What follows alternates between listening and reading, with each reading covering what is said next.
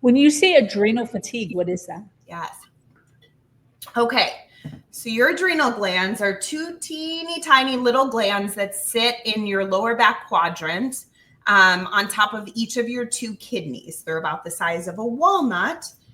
So even though they're very small in shape and size, they have a big role in the body, and it's to manage all of the incoming stress, whether that's from your environment or internal stress, infections, inflammation, the foods that you're eating that trigger you, regulating your pH because you're eating a highly acidic diet.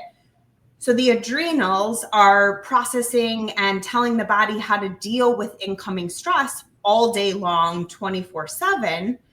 But they don't just have that job. They help the kidneys regulate fluids throughout the body. So fluid distribution, they play a role in the immune system.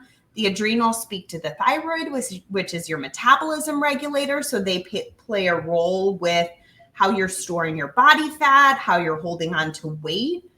And then there's this energy piece that is highly correlated to the adrenals, and the fertility piece, which is, I know we want to zoom in on perimenopause, and there's such an important shift that happens during this phase with the adrenals, where they get called and pulled to extra action, which we can talk about at any point. But when the adrenals are overtaxed with stress, there's not enough rest, they can't do their other jobs. So we start to hold on to weight in the midsection. A lot of women that I see as clients, amen, yep.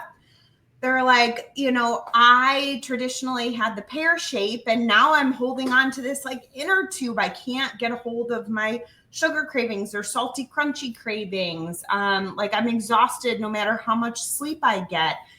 Bags under the eyes and puffiness in the face. Like we're just holding on to fluids, and no matter how much exercise or calorie counting or all the things that we've learned are the right approaches that we do to manage our weight and try to get into a better place, it almost backfires and works against us, because we have to address this from a whole different aspect, the adrenal fatigue piece.